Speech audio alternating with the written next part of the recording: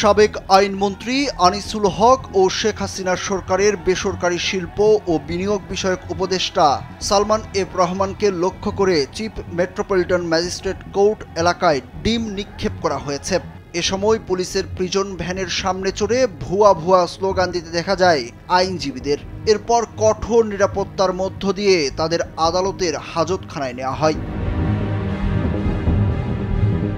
সন্ধ্যা ৭টার দিকে আদালত ভবনে ঢোকার মুখে আইনজীবীরা তাদের লক্ষ্য করে ডিম নিক্ষেপ করেন। কয়েকটি ডিম সরাসরি তাদের গায়ে পড়ে। তাদের দুজনের মাথায় হেলমেট ছিল। এক পর্যায়ে সালমান এফ রহমান বিরক্ত হয়ে পেছনে তাকান। দেশের যে কোনো প্রান্ত থেকে অনলাইনে নিজেকে দক্ষ করুন ক্রিয়েটিভ আইটি ইনস্টিটিউটের সাথে। নিউ মার্কেটের দোকান কর্মচারী মৃত্যুর ঘটনায় গ্রেপ্তার করে তাদের বুধবার সন্ধ্যা ৬:৩০টার দিকে আদালত এলাকায় নিয়ে আসার পরপরই ডিম নিক্ষেপের ঘটনা শুরু হয়। যদিও গাড়িবহরের শুরুতে থাকা প্রিজন ভ্যানে তারা ছিলেন না, তাদের কালো রঙের মাইক্রোবাসে আনা হয়। এ সময় সামনে পেছনে পুলিশের আরও বেশ কয়েকটি গাড়ি ছিল। এর আগে সিএমএম কোর্ট এলাকায় নিরাপত্তা দিতে বিকেল ৫টা থেকে অবস্থান নেয় সেনাবাহিনী ও বিজিবির সদস্যরা।